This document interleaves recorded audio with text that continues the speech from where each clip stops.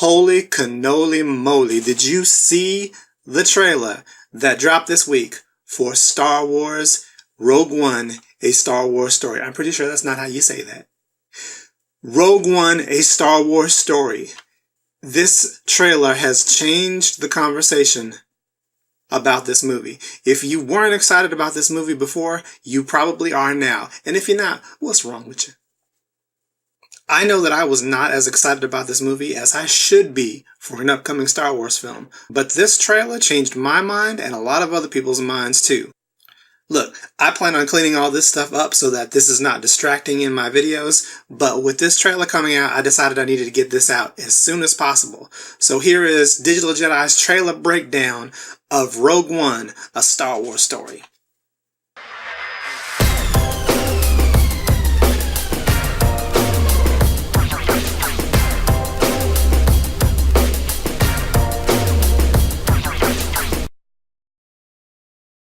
The trailer opens up with one of the most stunning visual feasts I've seen in a film in a long time. It's absolutely beautiful. It's rich, it's detailed. You can see that this is a Star Wars movie, even without the telltale signs of TIE fighters and Imperial shuttles taking off from it. It's clear that this director plans on making this movie feel as rich and detailed and as realistic as possible.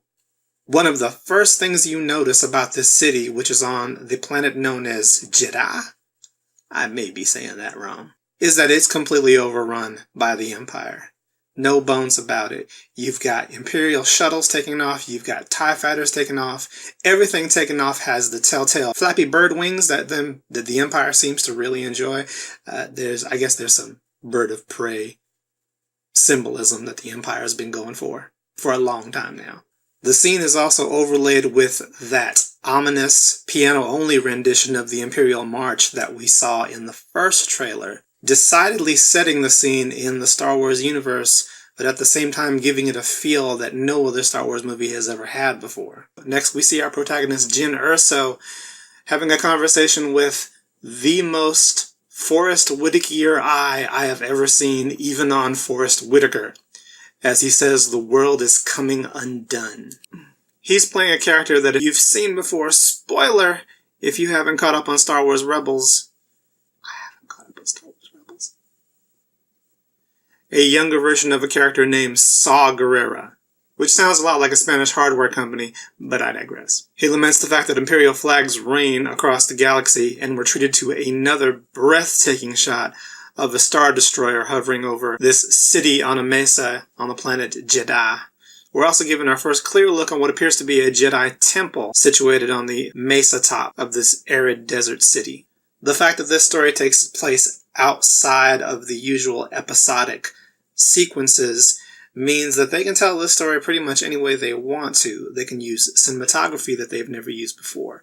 They can avoid the wipes if they choose to, but they can still make it feel like it's in the Star Wars universe, but they can give it to us from a completely unique and different perspective. One that we haven't seen in cinema before. In the next scene, Jyn is asked if she can be trusted without her shackles, again establishing the possibility that maybe Jyn's role in this movie isn't 100% altruistic. We're British, you know. All of us. We then see the lovely Genevieve O'Reilly doing a killer Mon Mothma impression, giving Mon Mothma in one trailer more dialogue than she's had in every single Star Wars movie to date.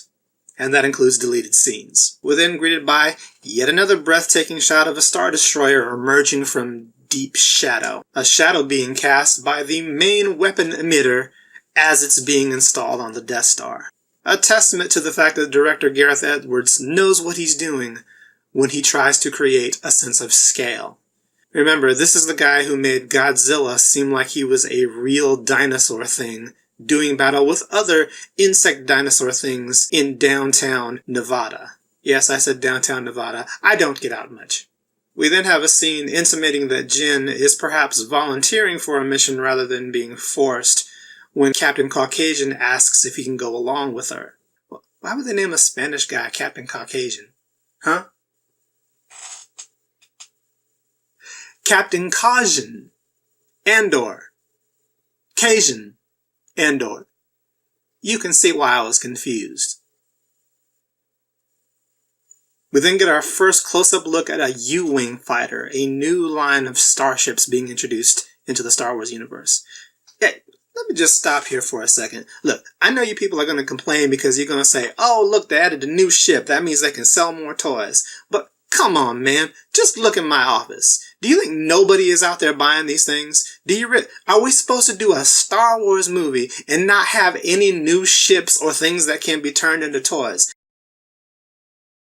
It's a Star Wars movie. We want toys from the movie. Stop acting like it's a bad thing just because they add ships that will be turned into toys. Jin and CAUCASIAN then say good to each other for no apparent reason. And we get a shot of some rebel pilots in chains, suggesting that maybe Jin's mission is a rescue mission, at least in part. Another beautiful shot of a starship moving through a terrain that appears to be a different planet. And we get our first good look at Jiang Wen playing Baze Mabus, demonstrating the fact that he likes big guns and he knows how to use them. The armor Baze wears is somewhat reminiscent of classic Clone War armor, so I'm wondering if Baze has some history with the Empire, particularly considering the fact that he says, I fight the Empire now. We get another brief aerial shot and a set of stormtroopers rolling through a very Iraq-Pakistani-looking town in a tank. Seriously though, what's up with the deformed stormtrooper dude with no head? And then we come upon who I think is going to be the baddest character in the film, Donnie Yen, playing Chirrut. I'm not going to try to pronounce it. How does he make his presence known?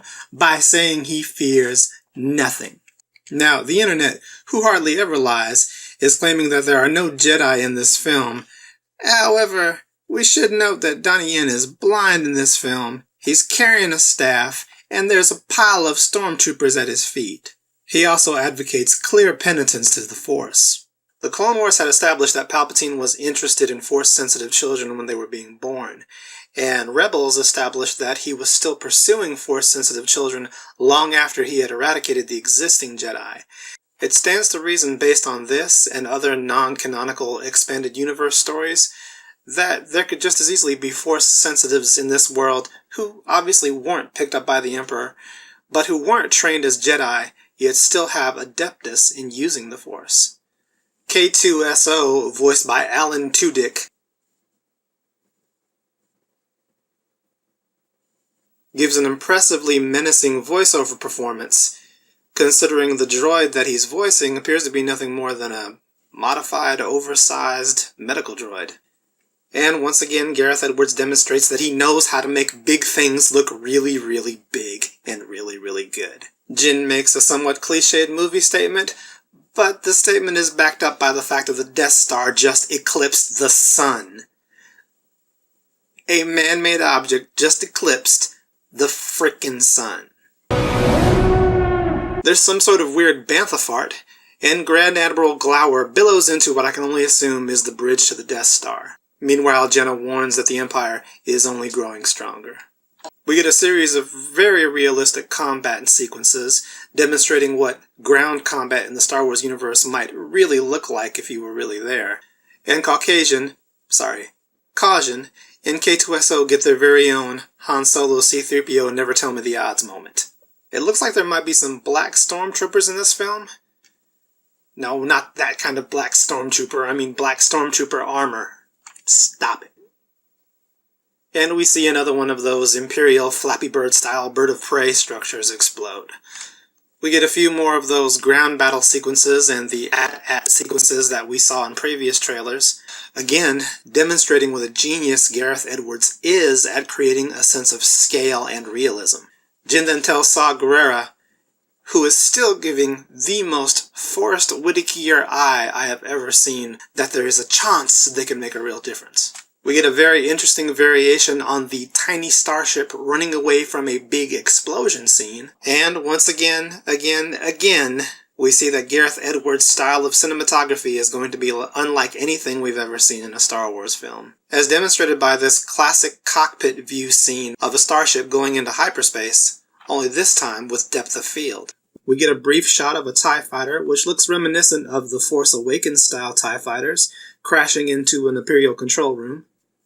And we get a shot of Jyn just being a badass, limping with firm resolve towards a big giant TIE fighter that may or may not have friendlies aboard. I don't know. I don't know if she knows, but this has got to be one of the most badass scenes in the trailer. Jyn asks if they are with her, and we get our first full shot of the entire Rogue One squadron. The trailer wraps up with a rather impressive looking logo that is decidedly reminiscent of the Star Wars franchise without looking like it's part of the episodic series. The trailer wraps up, or so you think, because really, last but not least, we get a behind-the-helmet view of Mr. Badass himself.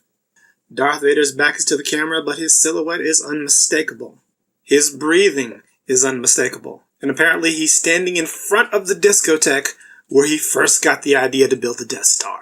And yes, it has been confirmed. While Spencer Wilding will be donning the costume, James Earl Jones will be returning as the voice of our favorite Sith Lord. Suffice it to say, this trailer has changed the minds of a lot of people who weren't necessarily excited to see Star Wars Rogue One, myself somewhat included.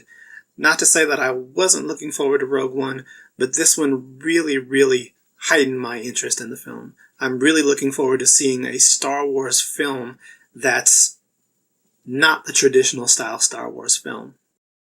Are you with me? All the way.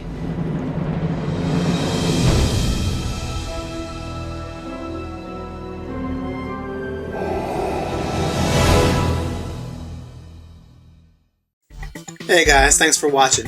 If you liked this video, there's a couple of other videos here you can check out. If you did like this video, please hit like. If you'd like to see more videos, subscribe. Please share this video with your friends, your family, your most hated enemy, that guy that you don't talk to very often but you sort of get along with. If you subscribe and stick with us, I've got some other video series ideas that I've put into motion. You'll see them when I upload them here. We're just getting started, so if the videos look a little rough, if the background's not as pretty as it should be, just hang with us. The more subscribers, the more views I get, the more likely I'll be able to make these videos look a little bit more professional. Once again, thanks for your views, thanks for your likes, thanks for your comments. This is Digital Jedi. Peace out, everyone.